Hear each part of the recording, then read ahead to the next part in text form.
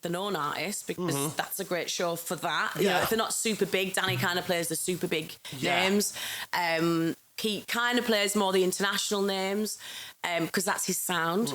But for me, I was just like, I just love the fact that I can help people out because I know from making music myself how hard it is. And I'm like, you know, I want to help people out. If I think they're good and I can give them an opportunity, then... It's mad. It's such a massive thing as well. Like, obviously, you've supported loads of my stuff, and it's like, it's fucking man. It's mad. Like, getting your songs on Radio 1 is like pretty mental. Yeah. Like, especially like having grown up, like listening to Annie Mac and Pete Tong and all these other DJs, and you're kind of like, it's totally mad. You're doing such a good thing for producers, and I think you all are as everyone on Radio 1, like Jag and yourself and Danny and that. You are like really giving a good platform to producers, and it's pretty class. I think it's important because it's getting harder and harder for producers to be seen because there's so many people out there. There's so much music. So I think it's important that we graft and we dig and we find people and we help them out. It's important. It's totally class. It's so I think it's like obviously on top of the radio thing. Let's get off the Radio 1 thing and let's say because there's obviously more, like we were saying before, there's more to you like than the Radio 1 the Friday show. If you don't subscribe right now, next time you plug that USB into the decks, it's going to corrupt the entire CDJ. So you've got to do it now. Back to the show. So you're putting tunes out and you're singing on your music as well. And you're also like, playing a lot of gigs. Like, so obviously that's ramped up in the past like couple of years since the Radio 1 thing. What's been like one of your highlights of the past couple of years in terms of gigs? The Boiler Room was a big one. Mental. I've got that on my card. You're so good. You're so good. I love it. I love the throw. I love it. The Boiler Room was amazing. It was good and it was bad. It was good because it was like Boiler Room and it was in Scotland, which for me was good crowd. An amazing crowd. I'm from Carlisle. It's down the street, down the road. It's like, I was just buzzing to be there. The crowd's amazing.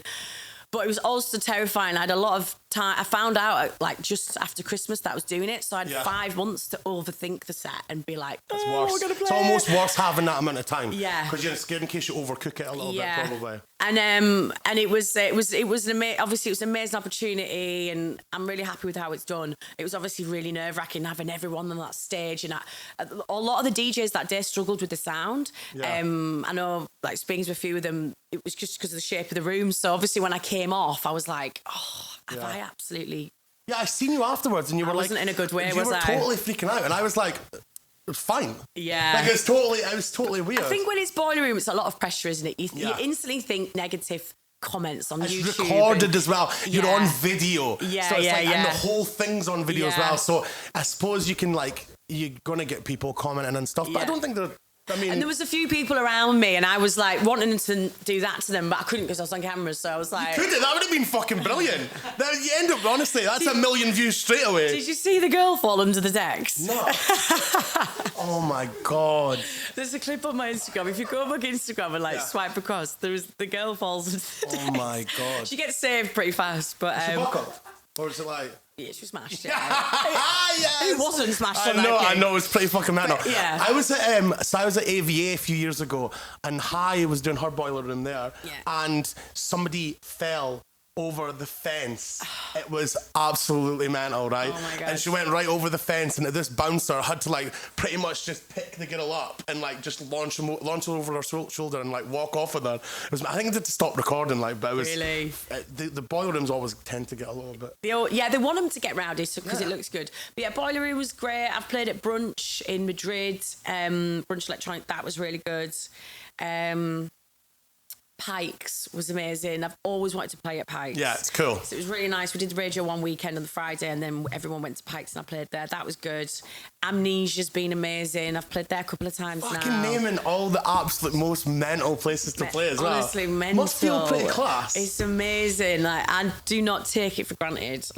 I am living the dream. I'm loving it. And I'm living my Kevin and Perry Go Large dream right now. It's amazing. It's good. Yeah. So obviously you had as well your Creamfield set, which I thought it looked fucking class as well. Yeah. How did that go? That was good. That was, oh God, I was stressed because I was on the train trying to plan my set. This is funny. So, bottom of my bag, I had some like paracetamols and vitamins and all sorts, and they were in the bottom of the bag and they were all like crushed up, and I put my laptop in, I didn't realise they were in there. Yeah. Got the laptop out and my laptop's full of all this powder, and I was like... And I was like, this isn't looking good. Oh, shit. So I get it out on the train, and I'm like, I couldn't get my headphone jack in the laptop to listen to tunes because it's full of paracetamol. And it was... Paracetamol? It was. So I'm on the train going like this. There's stuff going everywhere. I'm like, fuck, this is not looking good for me here. God.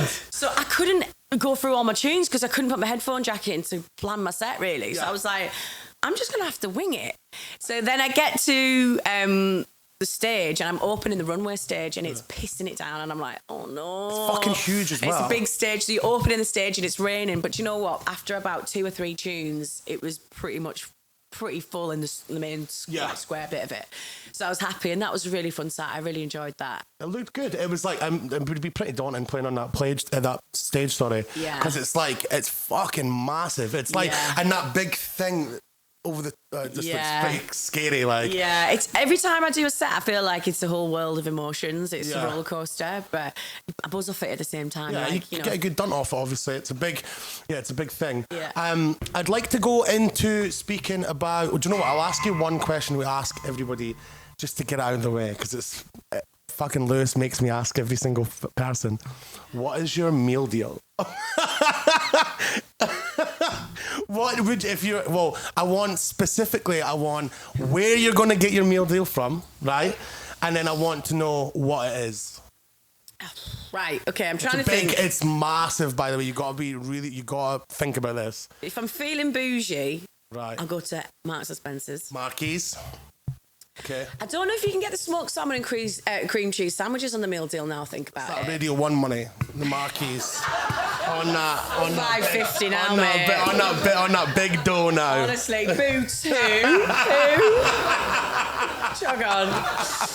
Big time now. So I'm in the M&S. Gliding down the aisles. No, I'm having a bottle of sparkling water probably because I'm being a bit boring. That's so bougie. That's like the bougiest thing you can get. Get a soda stream, mate. Best £50 I've ever spent. I actually quite like fizzy water. I'm a big fan of the fizzy water. I love it. It's so good if you're hungover because it just refreshes your mouth and makes you feel better. I think, Amy... Oh my god. We're getting it all. We're getting all the information. So, bottle of sparkling water. And then I'd probably just go for like... If the smoked salmon sandwich isn't on there, I'd probably get... Smoked salmon? Come on. This is the most bougie one I've had so far. I'd probably have like something really stinky, like some cheese onion crisps and like a tuna and sweet corn sandwich. Oh, okay. Yeah. You went from one extreme to the very, very other there. Yeah. That's good. But I'm going to do you like Marmite? I don't know. I've never tried it. You've never tried Marmite? No. Right. 2 things to try. Okay. A bacon sandwich. Right. With Marmite on the bread. What's the flavour of Marmite? I can't even describe what it is. It's weird. It's either you love it or hate it. It's like when you have a Bloody Mary, you love them or you hate them. But what is it, meaty? No, it's like... Is it? Is that what it is? Is that what it is? Oh my God. It's like molten. It sounds fucking rank. But... Yeah, that with bacon. But in Marks and Spencer's, they do a cream cheese with Marmite dip, and they've got these breadsticks. If you go past it, try it and tell me what you think, because it is... Right. I've been in twice this week to get them because I love them. They're so good. Oh my God, it's like an advert for fucking Marquis now. We've turned in it. Isn't just any M&S. I can do the voiceover for it. I'm telling you, honestly, that's Side hustle. Yeah, definitely. So, obviously, we've got the hard-hitting questions out of the way now. Well, let's speak about your tracks. You're obviously, we've said a couple of times now, but like, you've got a new EP coming out on Hypercolour. Is that next week after next? Friday, yeah. So it'll be out by the time the podcast comes out, I think. Yeah. What's been happening with that? So I So I've always been writing music, started producing, then stopped, and then at Christmas started getting into it again. Yeah. And I was like, right, this year needs to be the year that I start making tunes. And just, I've been at Radio 1 for 2 years now, so everyone knows what I'm about a bit. They know my taste. So it's now time to get some music out. And yeah, so made these tracks, sat on them. I made them like in February, I think, March time. Then just kind of sat on them, and then got chatting to Alex from Hypercolour just for some feedback, really. Yeah. And he went, I want them. And I was like, oh. Alex's set is so sound. He's amazing, isn't he? I've partied with Alex a couple of times. Like, hilarious. He's so fun. Yeah. I'm playing with Denson Peaker, him and Eats Everything on New Year's Eve, and I'm terrified. They're honestly... they're crazy. Denson Peaker, like, me and Amy were speaking about it on. Denson Peaker was, like, one of my favourite nights that I ever had in the reading rooms in Dundee. Really? Yeah, you need to tell them next time you see them. Yeah. Because they do that, it's like a hybrid, like, live thing that they do. So, like, one of them's obviously DJing and another one's kind of doing, like, Ableton stuff. I don't know, that's not really that technical, but, like, he's got, like... Pressing some buttons. Yeah, look, but it's absolutely fucking blows my mind. No, they're wicked. Class. I'm just really happy to be on that label. You know, they've got like Kink on there and Lauren Garnier. Serious label. Yeah. It's a seriously, like, a proper, like, stalwart of a label, like, big time. Yeah. But yeah, the EP's class. Have you had much chance to play it out, and what's the feedback been like? Yeah, so I've been playing it out. I played it out at Blackstone Warehouse back in March time. Yeah. And yeah, I felt like it really worked. It felt... Yeah, it just feels a bit... I love the strings in it and, you know, the melody and everything. Yeah. It just feels like... I wanted to make stuff that I will play out. Yeah. There's no point in making stuff if you're not going to play it out, right? But people do end up doing that, right? Yeah, I know. So, yeah, it's been good. I played it in my boiler room, and it was nice because a lot of the people were commenting on the YouTube channel what's this track? And I was like, oh, it's me. That's sick. Good. People are liking it. That's a good sign. Like, when you get that, you're like... When you get them comments, you're like... I've done it. Yeah. I've done something good here. Yeah. That's good. And then, I've been getting feedback since it's been pushed out on promos, and Laurent Garnier downloaded it. Holy shit, that's He was like both tracks. I was like, I'm done, I'm happy. That's all I need. So yeah, it's been really nice. So I'm excited to get it out. And yeah, it's obviously a bit scary when you're in, like, doing my role at Radio 1 as a tastemaker, I suppose, it's quite scary to then put your own music out and go, this is what I'm about. What's that like? So are you like, because obviously you'll be a bit nervous, like, to kind of be putting stuff out, like, and that being your job, you know, to kind of... Yeah, it's to juggle it, because I suppose it's a lot of pressure, isn't it? But I'm happy with the tracks, and I'm like, no, this is my sound, this is where I feel like I need to be going. And yeah, singing on them as well is obviously scary, but it's like, no, do you know what? This is what I'm doing. Good. This They're is what I'm fucking about. class. That's honestly, I think it's so good. It's like total, like, triple threat thing, like, being able to do all the stuff. It's like, man, I can't fucking sing. Do you know what I mean? I can barely make tunes, and it's like fucking... And it's shut up, your tunes are amazing. No, look, you've got to say that. You want to be sound. But listen, if your tunes were shit, I wouldn't play them. I know, I suppose, actually. Like, because it'd be like saying you play shit music. But, yeah, exactly. Your tunes are wicked. No, it's like, but the singing thing, it's like an extra element. I think it's so fucking class. Like, being able to, like, kind of put your own voice into the music, it's pretty cool. Thank you. It's good. So, at the moment, right, apart from obviously... me and you, who do you think's killing it at the moment? Fucking such a big crowd here. I'm so nervous to say stuff. Is it usually this many people here? No!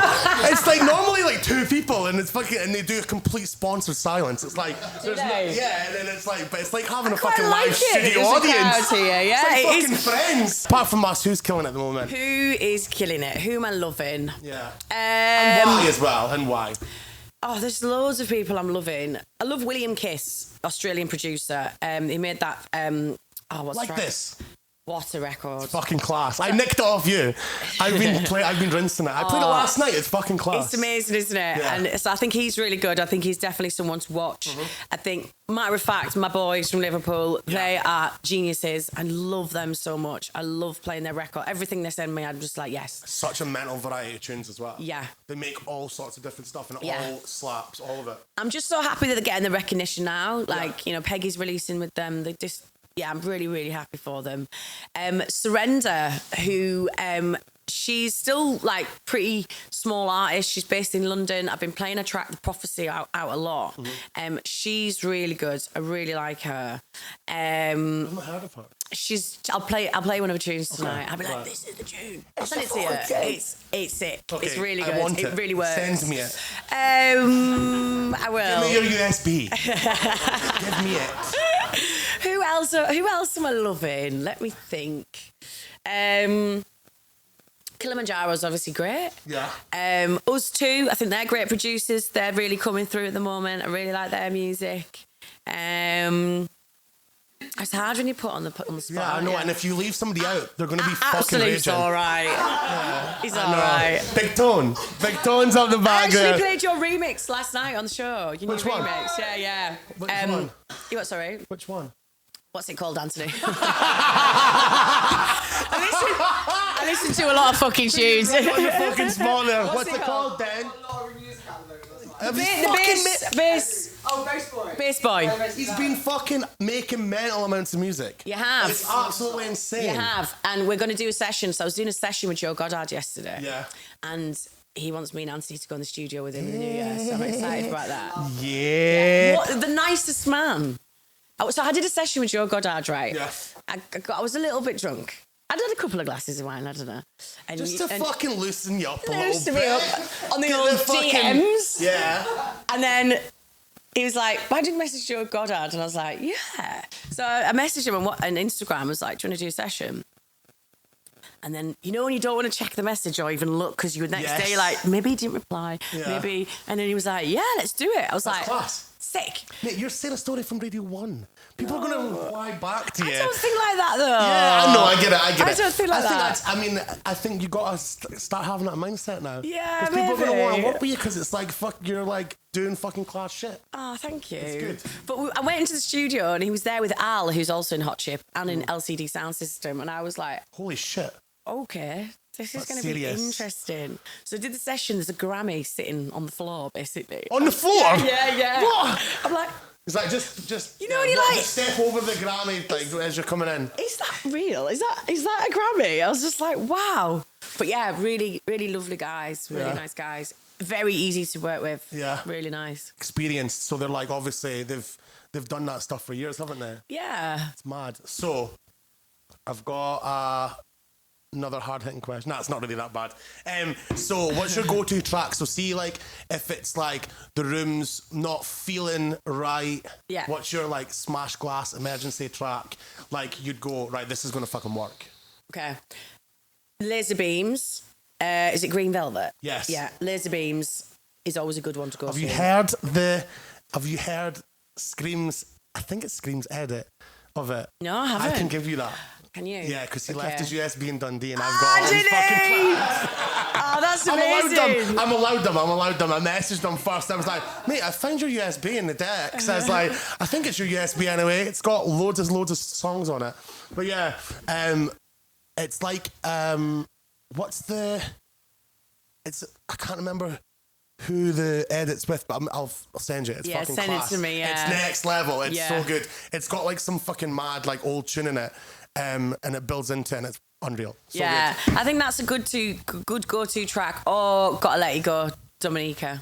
I gotta let you go. Yeah, that's a good one. Every time. Every Doesn't box. matter where you play it. Yeah. You can play it at a wedding. You could play it in a bar, like if you're doing a bar gig, it'll boot off. You could play it at Wearers Project, it'll boot off. Festivals, house parties, it just always works. Everyone knows it. They're two good go-to But tracks. it's still a credible track. It's not like... Yeah. It's not cheesy. You're playing a bit, it's not like you're playing a bit it's not track. cheesy. Yeah. It's good. Right, another one. So, who in like terms of a dream back-to-back set, you're probably doing them at the moment anyway, you're getting to do them a lot, but who would be your dream back-to-back? Who would it be with? This is hard. 2. Can I pick 2? You can pick as many as you want. Kerry Chandler. Yes. Oh, you had him on the show not long ago. Mate, what was that like? I'm manifesting it. He asked for my number. He gave me 3 hugs. I was like, is this happening? No, he wasn't asking for my number in a creepy way. No, I know. I know. Yeah, because we don't want to get Gary into any trouble because he wasn't being like that. For fuck's sake. Yeah. Fucking dropping some real bombs in here tonight. I was like, holy shit. No, I'm joking. Yeah, we're going out. No, he was like, I just want to stay in touch and like send you music. I was like, yeah. Great. So that was great. So I'd love to play with him. Yeah. And Dennis Ferrer. Okay. Yeah. It's a random one. Yeah. Not random, but yeah, it's like... I think because I seen him play at Glastonbury and I'd not seen him play for years, and he was someone that I actually used to follow around a lot when I was at uni. Yeah. And just always loved his energy behind the decks. He's just really soulful, really housey, and he's just so passionate. Yeah. And like, he's not one of those DJs that stands there and just DJs. He feels every record he's playing. Yeah. And I just love his energy, and I'd love to play alongside him because I think it would be just an amazing experience and a challenge as well. And I'd have to bring absolute A game. Both of those two you could probably arrange. I think it's doable. You got Kerry's number now, so that's sorted. Yeah. And then Dennis, just hit him up. Do the DM thing. Maybe again. I need a few glasses of wine, don't I? Just message get him. loosey-goosey again and then fucking slide into the DMs again. That's it. But yeah, honestly, that's it. I think you could do both of them. Okay. Right. I think we need a sound effect for every time you do that. It's like... Yeah. Hey guys, sorry to interrupt everything. Just a quick reminder that you can follow our Instagram over on b2b.cast, where we share exclusive clips, behind the scenes moments, and news about our upcoming episodes. Now, back to the show. This all back to Minehead thing. I'm obviously the Scottish representative for Southern Fried. I'm unelected. So, yeah, I know, they wouldn't fucking choose me to do this. But, yeah. So, what do you think? How do you feel the releases have kind of gone so far this year?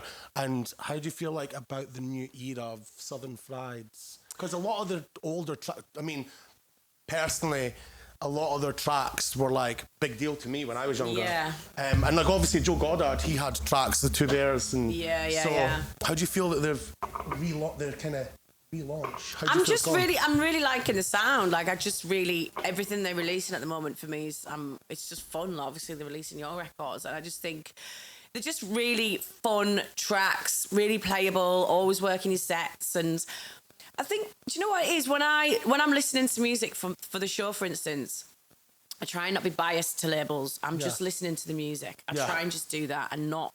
It's hard, I think, as well, though, because you have your favourites, don't you? Because, like, I definitely go to labels and then I'll, like, you know, because I've liked previous stuff. Then it's sometimes hard to kind of do that. But, yeah, I get what you mean. Yeah. Like, you kind of have to go in unbiased and try not to look at them. But Yeah. then, actually, when I actually do look back at the playlist and I'm like, I am actually picking a lot from the same labels without even realising, which I think is It's a good. sound. But, yeah, but I'm loving the sound, and I'm so happy that you're releasing with them. It's been fucking class. Yeah, it's been great. getting backed by the boy. Yeah. Nah, it's been good. Yeah, it's honestly like I feel the same as you. It's like the new kind of the direction. It's not a new direction. It's the same kind of ethos, but I think it's been working pretty well. Yeah, that's good. Sounding fresh. Yeah, it's sounding fresh. So next 12 months, right? I want you to tell me what's on the agenda, what you got coming up that you maybe are not allowed to tell us, but you're going to tell us anyway because you don't give a fuck. Like I want some information that's not going to be on Instagram soon. Yeah. So tell me, what's happening? So I'm gonna be launching my brand stories, which is gonna be a club night and a record label. Right. I've been collecting. Fucking sending you tracks for that as well, then. Please do. I've been collecting tracks over like the last year or so, just like digging and finding some good stuff. It's gonna be called Stories. It's gonna be called Stories. Easy peasy. IES rather than YS. Got ya. And I just feel like that name as well. I was a bit like, oh, should I go with that name? Because it's obviously like my name at the same time. But then I was like, wait, is that your real actual name? Sarah Story's my real name, yeah. That's a showbiz name. That's a pretty showbiz name. Mental when I found out that Jag's real name is Jag. Jaguar, yeah. It's fucking mental. It's mad, isn't yeah, it? he's showbiz fucking names. Part of the fucking, you know what I mean? That's why Radio 1 Peter Tong. You know what I mean? Anyway, sorry, I'm gonna have to do it. Big Peter. Big P. Big Peter. And And I just feel like with the name as well, there's so much creatively we can do with it, visually. There's so much we can do with it. And music is obviously, as cheesy as it sounds, telling a story. So I'm going to be launching that early next year. Early, like? I'm hoping for like March, April time. Okay, perfect timing. Yeah. And then I'm going to do like a little tour, hopefully, like just really small cat venues around the UK, getting local talent that I'm supporting already or want to support on the label, or just people that I'm supporting on the show to come and support me. Sweet. Do that like February, March time we're looking at. So that's what I'm super excited about that. What else am I doing? I've got some fashion bits coming up, which I'm excited about. Right. I won't say the brand just yet. Just say it. Just say it. I don't care. Well, no, because if it doesn't happen, I'll be really mad. Is it not signed, sealed, and delivered? It's not signed, sealed, delivered yet. But I don't know if you should say it. Yes, I won't say it might yet. jinx it. Yeah. I feel like that sometimes with stuff too. You don't want to say and then it doesn't happen. I don't want to jinx it. Okay. But yeah, no, they've been sending me bits and I've been posting on my Instagram and stuff. And then I met them. And they're an Italian brand, and they invited me to this event at Selfridges. I think I know who it is anyway. Yeah, you might do. Yeah, I do. And then I was expecting to meet all these Italian people, right? And I get there, and they're like... Were you brushing up on your Italian in that? Were you actually? Were you trying to learn a bit of Italian, going in there going like that? Ciao, Bella. Were you going in? That's so nice. I should have actually, thinking about it. Yeah, I know. And they were like, "You all right, love?" And I was like, "Sorry." And they were like, "Oh, we're based in Preston." I was like, "Oh, fucking hell." They really made me laugh. So we got on like a house on fire. And then after that, we've been chatting, and they basically want to do some stuff with me. They want me to do a capsule for them. I've got some ideas. Cool. And so that's going to kind of run mainly in 2025. So that's like another year and a half away. Yeah. But in fashion, everything is... You've got to be, way ahead of yourselves in terms of like design and stuff. Yeah. Yeah. So that's going to happen next year. I'm going to do a collab with them, which I'm really excited about. We're manifesting it to actually get locked in as well. Well, I had a meeting with them, and it was just really interesting because I've been practicing the spiel to my friends after a few drinks. Well, I don't want to give away what the ideas are. Fuck. So I'm trying to pure pry out of you. Like, what is it? Tell me. I don't want to give the ideas away. Sorry. But it was really funny because when I was sitting in this meeting, I was like, actually, I'm reeling off what I've been saying to my mates when I've been drunk. Like, this is what I'm going to say and this is what I'm going to do. And they were like, yeah, swear. I thought, I've practiced this a few times. It's working. Yeah. And then they were like, we want to do it. Sweet. I was like, wicked. So I'm really excited about that. And then hopefully America early next year. Holy fuck, that'll be good. Yeah, fingers crossed. That'll be good. Yeah, that's happening. Sweet. Do you know what? I've run out of questions. I'm all done. I don't know if we're at 45 minutes, but I don't give a fuck. Is there anything else you want to know? No, there's nothing else I want to know. I'll find it out in a bit. We'll get off with the podcast and that, right? Thank you so much. Thank you so much, man. Thank you. I'm just actually choking to fucking get mad with it. That's all, because I'm sitting here and I'm like a wound up spring. Yeah, let's do it. Wicked. Thank you, mate. Thank you.